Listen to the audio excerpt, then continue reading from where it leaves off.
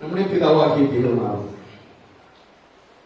கர்த்தராகிய இயேசு கிறிஸ்துவினாலும் உங்களுக்கு கிருபை இரக்கமும் சமாதானமும் உண்டாவதாக. ஆமென். ஹல்லேலூயா, ஹல்லேலூயா. இன்றைய நாளிலும் நாம் சிந்திக்க போவது வெளிப்படுத்துகிற விசேஷத்திலிருந்து நாம் தியானிக்க போகிறோம். நம்முடைய ஆண்டவர் 7 சபைகளுக்கு அவர் சொன்ன வார்த்தைகளை குறித்து கடந்த மாதத்திலே முதல் சபை எபேசு சபையை குறித்து நாம் பார்த்தோம். இந்த மாதத்திலே சிமர்னா சபையை குறித்து நாம் பார்க்க போகிறோம். அல்லேலூயா. வேதம் என்ன சொல்லுகிறது? ஆவியானவர் சபைகளுக்கு சொல்லுகிறதை காதுள்ளவர் கேட்க கடவர். அல்லேலூயா. 2ஆம் அதிகாரம் 11வது வசனத்திலே ஆண்டவர் சொல்லுகிறார், ஆவியானவர் சபைகளுக்கு சொல்லுகிறதை காது உள்ளவன் கேட்க கடவர். நம்ம எல்லாருக்கும் காதுகள் இருக்குது. அல்லேலூயா. கர்த்தருடைய வார்த்தைக்கு நேராக நாம் காது உள்ளவர்களை கேட்கக்கூடிய சத்தியத்தை நாம் கேட்டு இந்த சிமர்னா சபை மூலமாக, சிமர்னா சபைக்கு சொல்லக்கூடிய விஷயத்தின் மூலமாக கர்த்தர் நமக்கு என்ன சொல்லுகிறார், நம்முடைய சபைக்கு என்ன சொல்லுகிறார், நம்முடைய விசுவாச வாழ்க்கைக்கு என்ன சொல்லுகிறார் என்பதை நாம் அறிந்து கொள்ள வேண்டும். அல்லேலூயா. சிமர்னா அப்படின்னு சொன்னா அது ஒரு வெள்ளை போல வாசனை என்று அதற்கு அர்த்தம். அப்படியானால் நறுமணம் மிகுந்த ஒரு சபை. அல்லேலூயா. நம்முடைய வாழ்க்கையெல்லாம் எப்படி இருக்கணும்? நறுமணம் நிறைந்ததாக. நம்ம எல்லாரும் ஒரு ஆண்டோடைய ரட்சிப்பின் சந்தோஷத்தை பெற்று மற்றவர்களுக்கு மத்தியிலே வாசனை வீசுகிறவர்களாய் காணப்படும். வாசனைன்னு சொன்னா 2 வாசனை. எங்க உள்ள பெங்களூர் வாசனைன்னு சொன்னா அது வேற விதமாக இருக்கும். எங்க ஊர்ல வாசனைன்னு சொன்னா அது நறுமணத்தை மட்டும்தான் குறிக்கும். தென் மாவட்டங்கள்ல, அதுவும் தமிழ்நாட்டில் வாசனைன்னு சொன்னா அது நறுமணம் மட்டும்தான். என்ன வாசனை வீசுன்னு சொல்லுவாங்க இங்க பெங்களூர்ல. என்ன கப்படிக்குன்னு அர்த்தம். அது இல்லை, நறுமணம். நறுமணம் வீசுதான் வாசனை. நல்ல மனம் உள்ள ஒரு வாழ்வு. இந்த சபை நல்ல மனம் பெற்ற ஒரு சபை, வாசனை வீசும் சபை. அருமையான பிள்ளைகளே, இங்க நாம் பார்க்கிறோம் வெள்ளை போல வாசனை என்று அர்த்தம் என்று சொல்லப்படுகிறது சிமர்னா சபையை குறித்து. அல்லேலூயா. பிரியமானவர்களே, இந்த சிமர்னா சபை எபேசு சபையிலிருந்து ஒரு 35 மைல் தூரத்திலே இருக்கிறது. முதல் சபையாகிய எபேசு சபையிலிருந்து 35 மைல் தூரத்திலே உள்ளதுதான் சிமர்னா சபை. இஸ்மேல் என்று அழைக்கப்படுகிறதான இந்த சிமர்னா ஆசியாவிலே மிக சிறந்த ஒரு நகரம். ரொம்ப அருமையான ஒரு தன்னிறைவு பெற்ற ஒரு நகரம் சிமர்னா. தன்னிறைவு பெற்றது அப்படின்னு சொன்னா எல்லா தேவைகளும் உள்ள, எல்லா ஜனங்களுக்கும், அங்கு வாழ்கிற எல்லாருக்கும் அது பிரயோஜனமாக இருக்கக்கூடிய ஒரு நகரம் சிமர்னா. மிக மிக அழகான நகரம் என்று சிமர்னாவை குறித்து சொல்லப்பட்டிருக்கிறது. அல்லேலூயா. அப்படிப்பட்ட ஒரு சிமர்னா, அந்த நகரம் அநேக அஞ்ஞான தெய்வங்கள், அதாவது மற்ற தெய்வங்கள், விக்கிரக வணக்கங்கள் நிறைந்த ஒரு நகரம் தான். அப்படிப்பட்ட இடத்திலே இந்த சிமர்னா சபை நிறுவப்பட்டிருக்கிறது. அல்லேலூயா. இந்த சிமர்னா சபை சுதந்திரம் ஆசிய கண்டத்திலே உள்ள அந்த சிமர்னா சபை என்பது மிக அருமையான சபை. இந்த சபையை குறித்து நாம் பார்க்கும் பொழுது இந்த சிமர்னா சபை கர்த்தரிடத்திலிருந்து எந்த கண்டனத்தையும் பெறல. நீங்க எபேசு சபையிலே நாம் பார்த்தோம் என்று சொன்னால், நாம் கடந்த மாதத்திலே நாம் தியானித்த பொழுது எபேசு சபையை குறித்து ஒரு 8 விதமான ஆசீர்வாதங்களை 8 விதமான வாழ்த்துதலை ஆண்டவர் கூறினாலும் கண்டனத்தையும் ஆண்டவர் தெரிவித்தார். என்ன கண்டனம்? 4வது வசனத்துல 2:4 நீ ஆதியிலே இருந்த அன்பை விட்டாய் என்று சொல்லி, ஆதியில் கொண்டிருந்த அன்பை விட்டாய் என்று உன் பேரில் எனக்கு ஒரு குறை உண்டு என்று ஒரு கண்டனத்தை ஆண்டவர் தெரிவிக்கிறார். ஆனால் இந்த சுமன்னா சபையை பொறுத்தவர்களுக்கு ஒரு குறையும் ஆண்டவர் சொல்லல, எந்த ஒரு கண்டனத்தையும் ஆண்டவர் தெரிவிக்கல. இந்த சுமன்னா சபை எப்படிப்பட்ட சபை? எபேசியர் 5ஆம் அதிகாரத்துல, எபேசியர் 5ஆம் அதிகாரத்துல நீங்க பாப்பீங்கன்னு சொன்னா 25, 26, 27 வசனங்களை வாசிக்கும் போது அங்க நான் பார்க்கிறோம், புருஷர்களே உங்கள் மனைவிகளை அன்பு கூறுங்கள் அப்படின்னு சொல்லிட்டு சொல்றாரு. அப்படியே கிறிஸ்துவும் சபையில் அன்பு கூறுது. கிறிஸ்துவும் சபையில் அன்பு கூறுது. சபையை மணவாட்டியாகவும் கிறிஸ்துவை மணவாளனாகவும் வைத்துதான் அப்போஸ்தலனாகிய பவுல் சில காரியங்களை மேல சில வசனங்களை சொல்லியிருப்பார். அப்படித்தான் புருஷர்களே உங்கள் மனைவிகளை அன்பு கூறுங்கள் அப்படின்னு சொல்லிட்டு அப்படியே கிறிஸ்துவும் என்ன செய்கிறாரு? சபையில் அன்பு கூர்ந்து தாம் அதை திருவசனத்தை கொண்டு தண்ணீர் முழுக்கினால் சுத்திகரித்து பரிசுத்தமாக்குவதற்கும் கரை திரை முதலானவைகள் ஒன்றும் இல்லாமல் பரிசுத்தமும் பிழையற்றதுமான மகிமையுள்ள சபையாக அதை தமக்கு முன் நிறுத்திக் கொள்வதற்கும் தம்மை தாமே அதற்காக ஒப்பு கொடுத்தார். அல்லேலூயா. சபையானது எப்படி இருக்கணுமா? பரிசுத்தமும் பிழையற்றதுமான ஒரு மகிமையுள்ள சபையாக இருக்க வேண்டும் என்று சொன்னால் அப்படிப்பட்ட சபை தான் இந்த சிவனா சபை. அல்லேலூயா. அப்ப கர்த்தரிடத்தில் பாராட்டு பெற்ற ஒரு சபை. அல்லேலூயா. சபையானது கர்த்தரிடத்திலிருந்து ஒரு பாராட்டு பெற்ற சபையாக இருக்கணும். ஆம் பிரியமானவர்களே, இந்த சபையை பார்க்கும் பொழுது கரைதிரையற்ற பரிசுத்தமான பிழையற்ற ஒரு கற்புள்ள கன்னிகைக்கு ஒப்பிடத்தக்கதாக மகிமையுள்ள சபையாக இந்த சிவனா சபை அமைந்திருக்கிறது. வெள்ளைப்பழம் என்று சொன்னா என்ன அப்படின்னா, குங்குலியம், வெள்ளைப்பழம், சாம்பிராணி, இது எல்லாம் சேர்ந்த ஒரு மிக்சிங் சேர்ந்தோம். தூப வர்க்கத்தை அந்த காலத்திலே ஆசாரியர்கள் செய்வார்கள். இதெல்லாம் வெள்ளைப்பழம், குங்குலியம், சாம்பிராணி, இந்த மூன்றையும் சேர்த்துதான் என்ன செய்வாங்க? தூப வர்க்கத்தை அந்த காலத்தில் செய்து ஆசாரியர்கள் அந்த என்ன செய்வாங்க? பரிசுத்த பீடத்திலே அவர்கள் அந்த தூப வர்க்கத்தை என்ன செய்வாங்க? அப்படியே இது பண்ணி அந்த தூப வர்க்கத்தின் வாசனையை ஆண்டவருக்கு சுகந்த வர்க்கமாக, சுகந்த வாசனையாக ஆண்டவர் ஏற்றுக்கொள்வார்.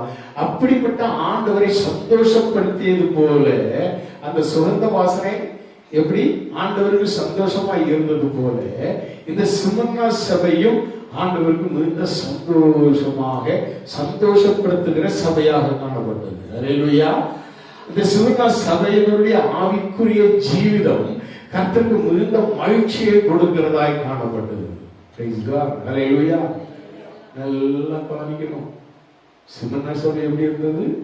கர்த்தருக்கு மகிழ்ச்சியை கொடுக்கிறதா இருந்தது. 10 வரை வாயுடைய 10 வரை யோசிப்பாருங்க. மகிழ்ச்சியா இருக்குமா ஆண்டவருக்கு? உங்களுடைய வருகையை குறித்து ஆண்டவர் மகிழ்ச்சி அடைவாரா? ஒரு சண்டே சர்வீஸுக்கு நாம எப்படி வார? 9 மணி ஆராதனை. சத்தியத்திலே உங்களுக்கு எல்லாத்துக்கும் அந்த வார்த்தைக்கு பதில் உண்டு. சிவனா சபை ஆண்டவரை மகிழ்ச்சிப்படுத்துகிறதாய் சந்தோஷிக்கிறதாய் காணப்பட்டது. Praise God. அல்லேலூயா. அதே வேளையில இந்த சபையினுடைய நிலைமை என்ன அப்படிங்கிறத குறித்து நான் பார்த்தோம்னா 2ஆம் அதிகாரம் 9, 10 வசனங்களை வாசிக்கும் பொழுது நாம் சொல்றோம். ஆண்டவர் சொல்றாரு 8வது வசனம் 9வது வசனத்துல நம்ம 8, 9, 10 வாசிப்போம்.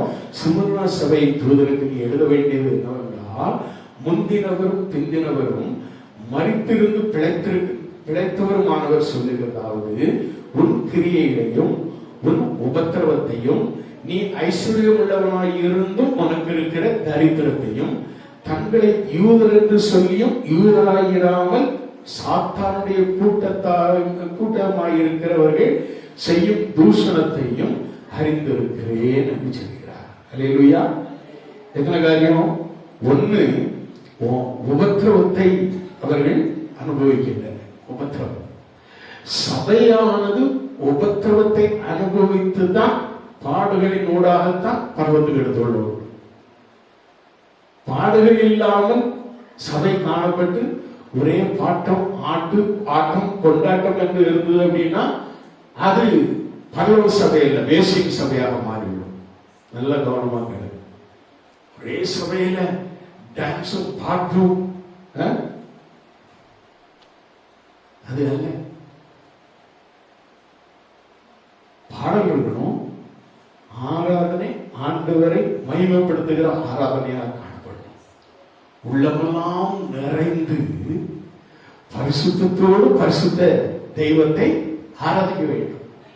அப்படி இல்லாம டான்ஸ் ஆடுறேன், அரைபறையா ட்ரெஸ் போட்டுக்கிட்டு ஆடுறேன்னு சொல்லிட்டு ஆடுவதல்ல சபை. அப்படி ஆடி மகிழ்ந்து கொண்டாடினா அது பரிசுத்த சபை அல்ல. அப்படினாலே இந்த சிமன்மா சபை உபத்திரத்தினோட அதான் சொல்லப்படுகிற உன் கிரியைகளையும் உன் உபத்திரவத்தையும் ஆண்டவர் கிரியைகளையும் பார்க்கிறார். நம்மிடத்தில் காணப்படுகிற கிரியைகள் என்ன? ஏதோ சர்ச்சுக்கு வாரம், அது எப்படி தெருவில் கண்டா கூப்பிட்டு திட்டுவாரு என்று கூப்பிட்டு சில சகோதரங்க அப்படித்தான். எப்படி நல்லா தூங்கிட்டு திடீர்னு எந்திரிச்சு திட்டப்படுறாரு பாசு அப்படின்னு சொல்லிட்டு வந்து உட்காருது. உன் உள்ளபூர்வமா நீ கர்த்தரை தேடு, உன் கிரியைதான் பார்க்கிறாரு. அடுத்ததா உபத்திரவத்தை அனுபவிக்கிற தரித்திரம் அடைந்தார்கள். எப்படி? அவர்கள் ஐஸ்வர்யவான்களாக இருந்தோம். நல்ல கவனமாக கிடங்க. அவர்கள் ஐஸ்வர்யவான்களாக இருந்தோம். எதெல்லாம் ஐஸ்வர்யவான்களாக இருந்திருப்பாங்க? பரிசுத்தத்திலே ஐஸ்வர்யவான், ஆவியிலே ஐஸ்வர்யவான், அன்பிலே ஐஸ்வர்யவான். நல்ல கவனமாக கிடங்க. அது சொல்லப்பட்டிருக்கிறது.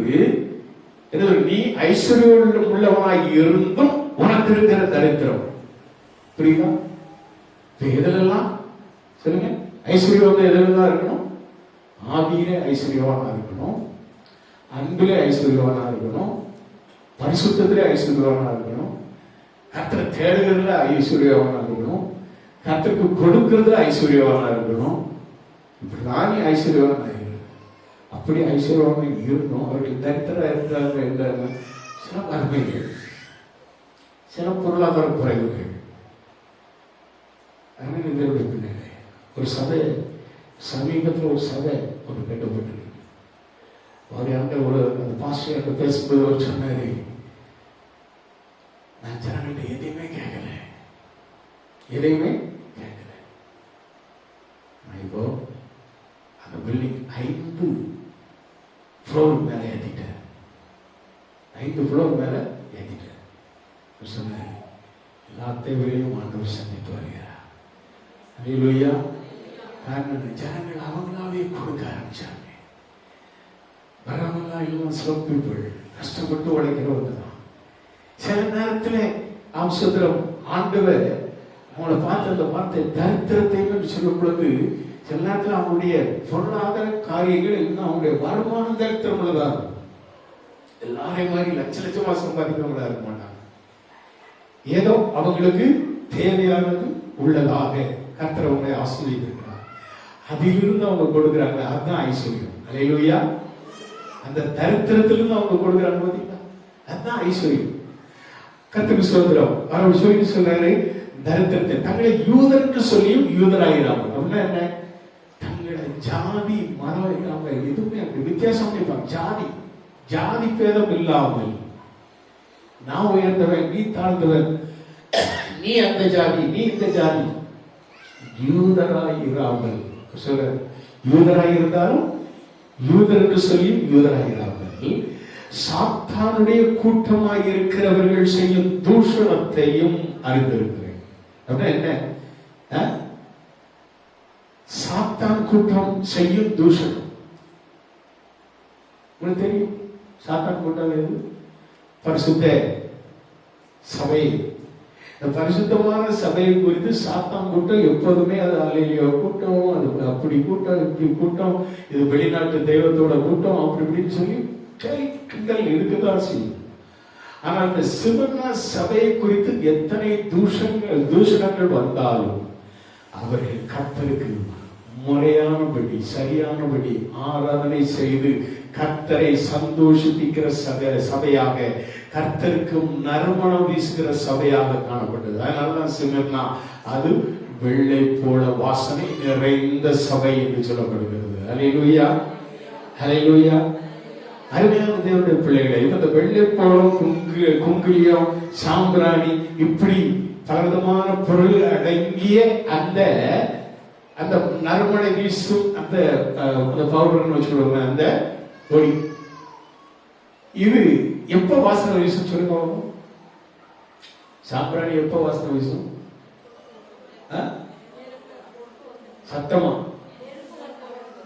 அக்கினியிலே போடப்படும். அல்லேலூயா. பைபிள் படி அக்கினியிலே நெருப்புல போடப்படுது. அல்லேலூயா. நெருப்பிலே போடப்படும் பொழுது அப்ப பலவிதமான பாடுகள் மத்திய நம்ம பார்க்கிறோம். பாடுகள் அவர்கள் அனுபவித்தார்கள், பாடுகள் அனுபவித்தார்கள். இந்த சிமனா சபை அத்தனை பாடுகளை அனுபவித்தார்கள். இந்த சபையுடைய நிலைமை அதுதான். அத்தனை பாடுகளையும் அனுபவித்தார்கள்.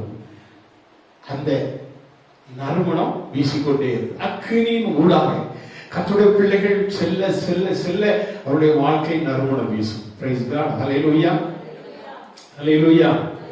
எத்தனை பேர் விசுவாசிக்கிறீங்க? ஆமென், ஹல்லேலூயா. அருமையான தேவனுடைய பிள்ளைகளே, இந்த சிமனாவை குறித்து இந்த கடிதம், அதாவது 60 ஆண்டுகளுக்கு பிறகு ஆண்டவர் இயேசு கிறிஸ்து உயிர் தெழுந்து சபையானது கட்டப்பட்டு 60 ஆண்டுகளுக்கு பிறகுதான் இந்த சபை, இந்த சபை குறித்து இந்த லெட்டர் ஆண்டவர் தேவ தூதனுக்கு, இந்த சபையின் தூதனுக்கு சொல்லி சிமனாவுக்கு எழுதுனது. புரியுதா? இந்த வெளிப்படுத்தின சுவிசேஷம், இந்த வெளிப்படுத்தின விசேஷம் யோவானாலே பத்ம தீவில் இருந்து எழுதப்பட்ட வார்த்தைகள். அப்போ ஆண்டவர் சொல்றாரு, இந்த வார்த்தைகளை எழுதுன்னு சொல்ல அந்த காலத்துல அந்த ஊழியக்காரனாய் இருந்தது போலிகார்ப் என்று சொல்லக்கூடிய ஒரு ஊழியக்காரர் ஊழியம் பண்ணார். வாலிபர் ஒரு ஊழியக்காரர். அவர் ஊழியம் செய்த அந்த நாட்கள்ல இந்த சபை யூதர்கள் அவங்க தன்னுடைய அந்த மத போதனைக்கு விரோதமாக அந்த ஞாயிற்றுக்கிழமையில ஓய்வு நாள்ல என்ன பண்ணாங்க, விறகெல்லாம் கொண்டு வந்து போட்டு எல்லாம் சமைச்சு சாப்பிட வைக்க, அந்த மாதிரி காரியங்களை அவங்க பண்ண ஆரம்பிச்சாங்க. இந்த போதவருடைய போதனை அவர்களுக்கு பிடிக்கல. அவங்களுக்கு எப்படி ஒரு கோபம், சில நேரத்தில் போதவர்கள் போதனை பண்ணும்போது அந்த எரிச்சல் வருது. இவ்வளவுலாம் போட்டு இவனெல்லாம் என்ன செஞ்சிடலாம், குத்தி கொண்டலாம் அப்படிதான் அவனை நினைச்சாங்க. நினைச்சு என்ன பண்ணாங்க, இந்த போலிகார்ப் என்கிறத அந்த ஊழியக்காரனை கொண்டு வந்து ஒரு மரத்துல கட்டி வச்சு ஆணி அடிச்சிடலாம்னுட்டு அவங்க எல்லாம் ப்ரிப்பரேஷன் பண்ணாங்க.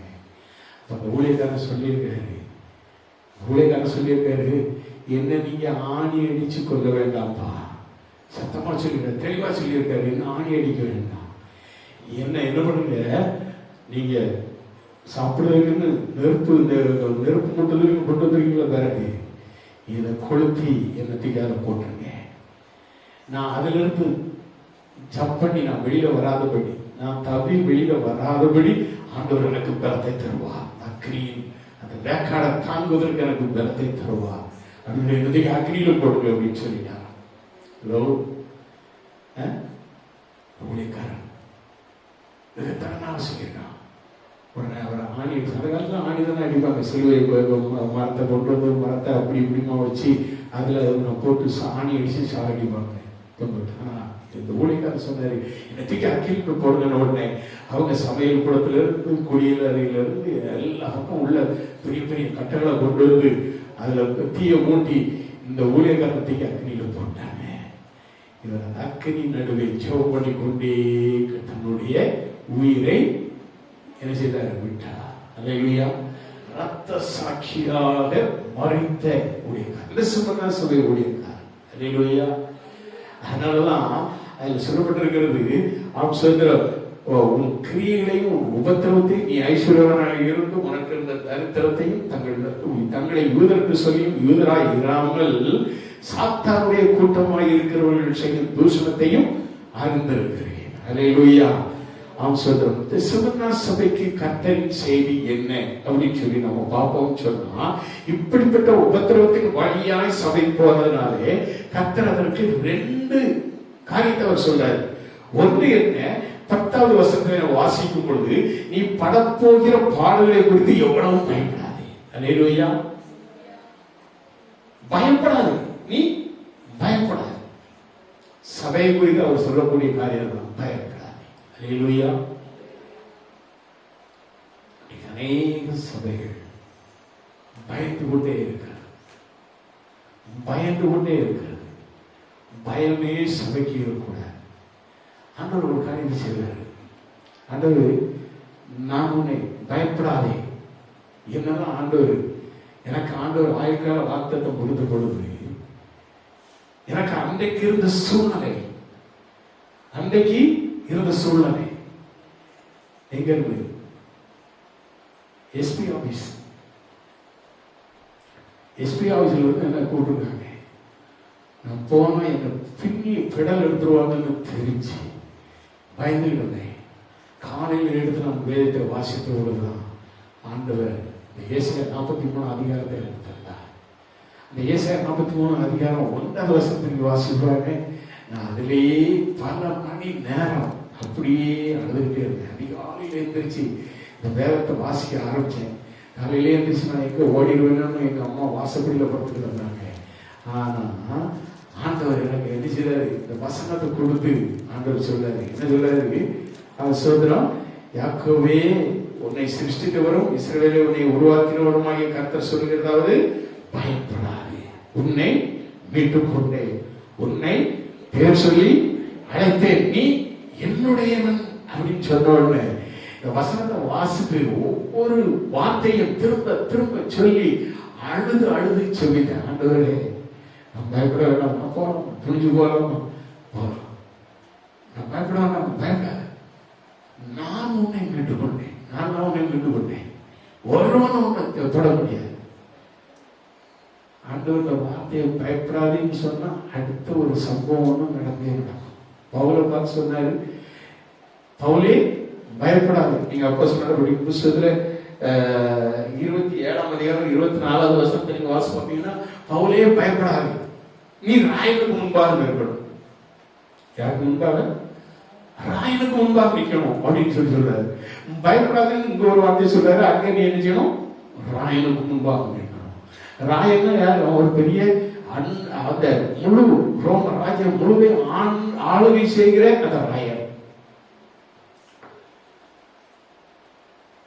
ஆண்டவர் அப்படி சொல்லிட்டு அடுத்தவரு அவன் அங்க போற அந்த கப்பல் பிரயாணத்துல அவன் பட்ட பாடுகள் கொஞ்சம் நஞ்சம் கிடையாது. கப்பல் சேதமடைந்தது, ஒரு தீவிர உணவை தள்ளப்பட்டாங்க, பலவிதமான பாடுகள். அவ்வளவு ஈஸியா ஒன்றும் ஒரு ராஜாவுக்கு முன்னால அவனை கொண்டு போய் நிறுத்திட மாட்டேன். பல பாடுகளோடு கூட அந்த ஆயிரம் முன்பாக போய் நின்று தைரியமாக கர்த்தரை குறித்து பேச ஆண்டவர் கிருபை செய்தார். பிரைஸ் காட், ஹல்லேலூயா. ஆண்டவர் செய்யக்கூடிய காரியம் தான், ஊழியம் பண்றதால் தான். ஒரு சுகமான காரியம் கிடையாது, சுகமான காரியம் கிடையாது, எடுத்த உடனே செய்யக்கூடிய காரியம் கிடையாது. ஆண்டவர் ஒவ்வொன்றாக ஆண்டவர் நமக்கு இயேசுவார் தம்முடைய வழிகளிலே பாடுகளினூடாக நம்மை எடுத்து செல்வார், நம்மை பக்குவப்படுத்துவார். நமக்கு வேண்டியது பொறுமை. இல்லைன்னா போட்டுட்டு ஓடிடணும்னு தான் நினைப்போம். யோனாவுமே பிறகு மீனை போட்டு விழுங்க வைப்பாரு. ஹல்லேலூயா. அருமையான தேவனுடைய பிள்ளைகளே, ஆம் சோதரம், இங்க நாம் பார்க்கிறோம் கர்த்தருடைய செய்தி இதுதான்.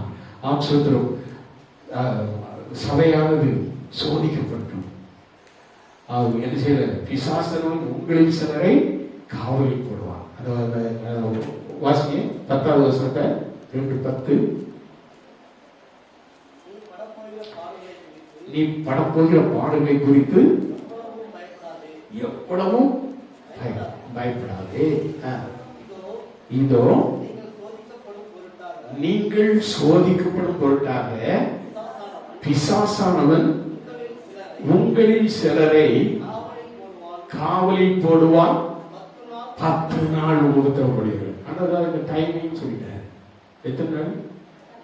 10 நாள் உபத்திரப்படுவீர்களுக்கு கர்த்தர் சொன்னார். அல்லேலூயா. உபத்திரவ வழியாக சபை செல்லும், ஆனாலும் பயப்பட வேண்டிய அவசியம் இல்லை. 10 நாள் உபத்திரவப்படும் என்பது அது அந்த பாடுகளுக்கு ஒரு முடிவு உண்டு என்பது. 10 நாள் உபத்திரவப்படுவீர்கள். அப்போ 11வது நாள் சொல்லுங்களேன். 10 நாள் உபத்திரவம். 11வது நாள் 11வது நாள் எங்களுக்கெல்லாம் தொடருது. நாங்க 12வது நாள் போறோம், 15வது நாளும் போறோம். 10 நாள் உபத்திரப்படுவீர்கள். 11வது நாள் கர்த்தர் தரும் விடுதலை. Praise God. ஹல்லேலூயா.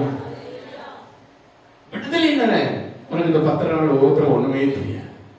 நீ ஆண்டவர் தரப்போகும் விடுதலை என்னன்னு, ஆண்டவர் நமக்கு தரப்போகும் வெற்றியை என்னன்னு, ஆண்டவர் நமக்கு கொடுக்க போகும் ஜெயத்தை என்னன்னு. பிள்ளைகளே, வேதம் நமக்கு தெளிவா சிவனா சபை மூலமாக கர்த்தர் நம்மோடு கூட பேசுகிறார். அவன் சொல்றோம் 10 நாள் உபத்திரவப்படுவீர்கள். சபையானது அவன் சொல்றோம் உபத்திரத்திற்குள்ளாக சென்று பாடுகள் சகித்தார். பரமனின் வருகையில் கூட சென்றிடலாம், பாடி மகிழ்ந்திடலாம். பாடுகள் சகித்தார். பரமனின் வருகையில் கூட சென்றிடலாம், பாடி மகிழ்ந்திடலாம். பாடி மகிழ்ந்திடலாம். காக்கும் தெய்வம் இயேசு இருக்க கலக்கம் ஏன் மனமே,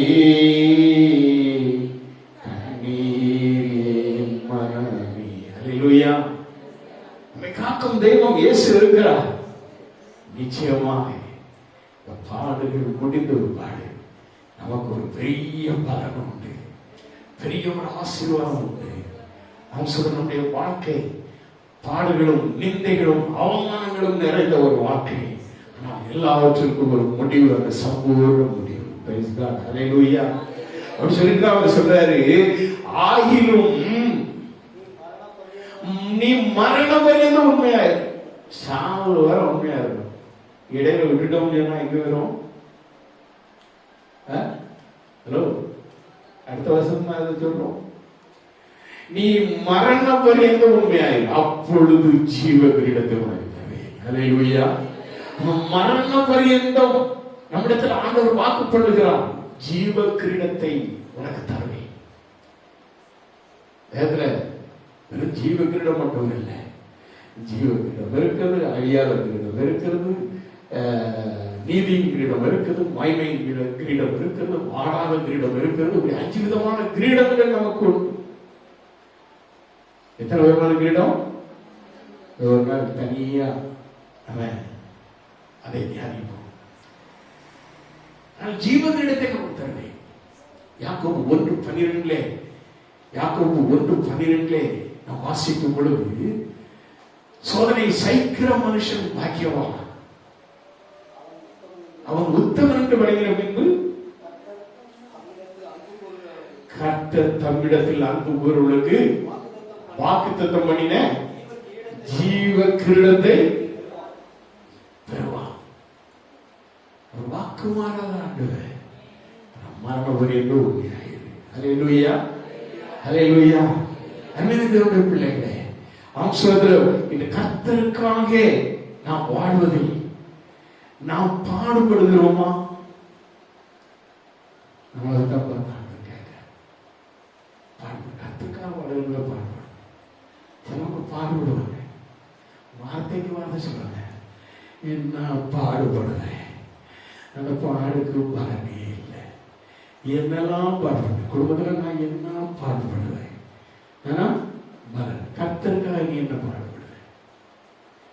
நீ ஆண்டவருக்காக நீ என்ன பாடுபடுது? ஆண்டவருக்காக படுற பாடலுக்கு வரும் நிந்தை. அதனால ஆண்டவர் சொன்னாரு, சிலுவை சுமந்து வா, என்னை பின்பற்றுகிறவன் தன் சிலுவையை எடுத்துக்கொண்டு வரும்.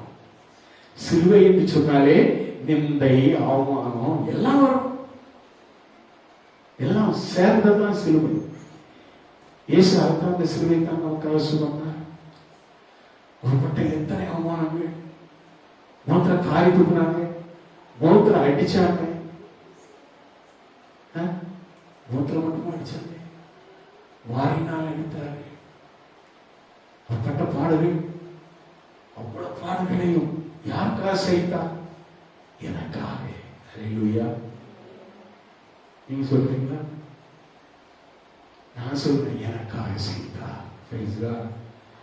நீங்க சொல்லி பாருங்க, இயேசு எனக்காக இந்த பாடுபட்டார். நான் எப்படியோடு சொல்றேன், எனக்காக தானையா இந்த பாடுபட்டு என்னை ரட்சிக்கும்படியா தானையா நீருடைய ரத்தத்தை ஊற்றி கொடுத்து, அந்த ரத்தத்தினாலேயா நான் கழுவப்பட்டேன், அந்த ரத்தத்தினாலேயே நான் இன்றைக்கு ஒரு ஊழியக்காரன் நிற்கிறேன் அப்படின்னு சொல்லிட்டு ஒவ்வொருத்தரையும் அழுகிறது நான் எத்தனை முறை ஜெபம் பண்ணியிருக்கிறேன். எத்தனை பேர் என்னை நிந்தித்தாலும், என்னை தூஷித்தாலும், எனக்கு விரோதமாக பேசினாலும் எதுவும் என்னை அணுகாது. Praise God. ஹல்லேலூயா. ஆண்டவருடைய இரத்த கோட்டைகளாய் என்னை மூடி கிடந்து காத்துக் கொள்வார். Praise God. ஹல்லேலூயா. பிரியமானவர்களே, நீ கர்த்தருக்காக வாழ்வதில் நீ பாடுகள் படுகிறாயா? நீ பயப்படாமல் முன்னேறும். Praise God. ஹல்லேலூயா. எல்லாவற்றையும் நெருங்கி வரும் பாவங்களை உதறி தள்ளிவிட்டு நம்ம என்ன செய்யணும்? விசுவாசத்தை துவங்குகிறவரும் முடிக்கிறவருமாய அவரை நோக்கி நம்ம ஓடணும். அல்லேலூயா. முடிக்கிற வரைக்கும் ஓடணும். உன் ஆயுள் முடிகிற வரை ஓடணும். மரணம் பரியந்தம் உண்மையாக. அல்லேலூயா. நம்முடைய ஓட்டம் சமவெளியில் இருக்கிற ரோடுகள் பார்த்தீங்கன்னா ரெண்டு விதமா இருக்கும். ஒன்று அப்படியே ஸ்ட்ரைட்டா சமபாதையா அப்படியே போயிட்டு இருக்கும். அப்படியே நீங்க கேரளா பக்கம் போனீங்கன்னா ஹில்ஸ் ஏரியா எப்படி இருக்கும்? இப்படி வரும் யூட்டர். அங்கே சொல்லுவாங்க எஸ் உடைவுன்னு சொல்லுவாங்க. கேரளா ஊட்டி இந்த பக்கம்லாம் போனீங்கன்னா இந்த மலைப்பாதையில் இந்த நேர்பாதையில் ஓடுறான்னு பார்த்தீங்களா, கண்ணு மண்ணு தெரியாம அப்படியே ஓட்டுறவங்க போகும்போதே அப்படியே காற்று மூஞ்சி ஓட்ட அப்படியே தூங்கிடும். காலையில் தூங்கி எந்திரிக்காம 11:30 வந்து சர்ச்சுக்குள்ள வந்து நிற்கணும். அது மாதிரி தூங்கிடுவாங்க. அல்லேலூயா. தூங்கினா என்னாவும் ஆக்சிடென்ட் ஆயிடும். ஐயா ஓட்டம் நேர்வாதியில் ஓடணும்னு சொல்லிட்டு கண்ணை ஓடிக்கிட்டு நீ ஸ்ட்ரெயிட் பிடிச்சிட்டு போனா தூங்கி நினைச்சுவே ஆக்சிடென்ட் ஆயிடும்.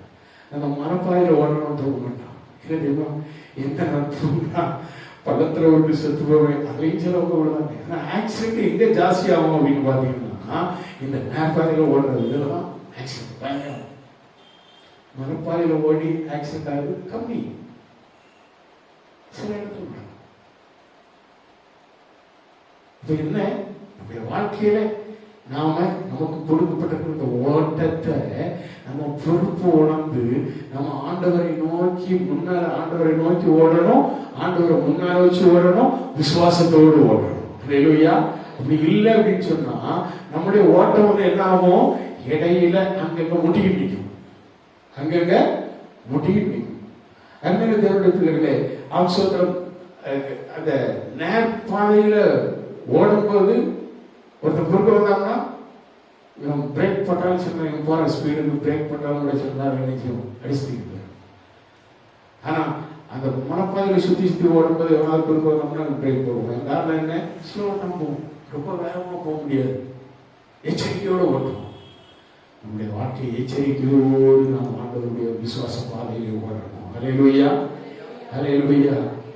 நாம் சொல்கிறோம், இந்த நேர்வழி பாதையில ஓடுறவங்க இருக்காங்களே, அவங்க எப்போதும் நல்லா புசிப்பிலும் குடிப்பிலும் ஆட்டத்திலும் பாட்டத்திலும் மன மகிழ்ச்சியோடு நல்லா உறங்கி தூங்கி எந்திரிச்சு அப்படியே மகிழ்ந்து அப்படியே பாதியில என்ன செய்வாங்க?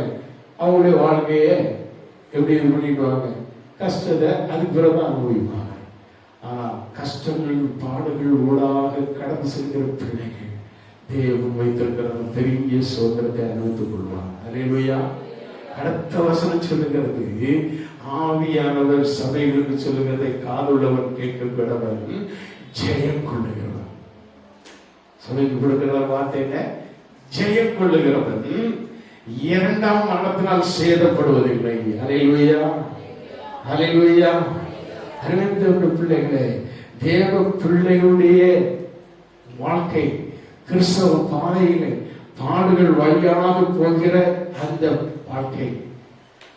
வாழ்க்கை அது பரிசுத்தமும் ஜெப வாழ்வும் மலரக்கூடிய ஒரு வாழ்க்கை.